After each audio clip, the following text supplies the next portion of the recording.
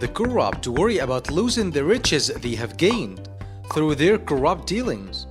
Leads them to hide these assets, often in foreign countries, and generally in developed countries, where they can benefit from investment opportunities and the know-how of banks operating there.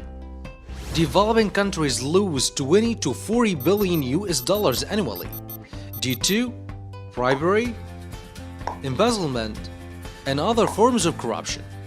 This money is directed away from the development of key sectors, such as health and education, which leads to fewer opportunities for people living in these countries. What is asset recovery? Asset recovery is the process through which investigative and judicial authorities of a country track down and repatriate stolen assets, returning them to their rightful owners, be them state authorities, government-owned enterprises, individuals, or private entities. While each case of asset recovery is different and the situation varies, the following steps are essential for recovery. Collecting information, investigating, issuing a judicial decision, and returning the assets to their rightful owners. Recovering stolen assets is complex and takes time, but it is not impossible.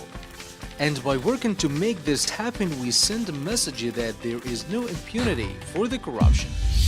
What are the obstacles for recovering stolen assets? States do not present requests from countries holding the assets. Lack of information, lack of political will. Question about the destination of a stolen asset. How can states recover stolen assets? There are two paths to recover stolen assets: through a criminal conviction or through a civil judgment. This means it is not always necessary to convict those who steal assets in order to recover the money they have stolen. Success stories. In 2013, Tunisia recovered $28.8 million from Lebanese accounts held by Ben Ali. Between 2005 and 2006, Switzerland returned to Nigeria $505 million stolen by former President Sani Abacha.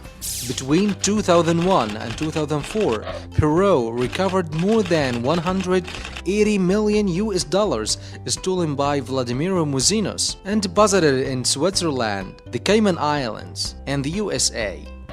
How can civil society participate in the recovery of stolen assets? While civil society cannot recover assets on behalf of states, we have an important and decisive role to play at every stage of assets recovery process. Civil society can participate in the process by raising citizen awareness, putting pressure on authorities through advocacy actions, and in certain situations through facilitating and coordinating between the countries holding the assets and the victims of corruption.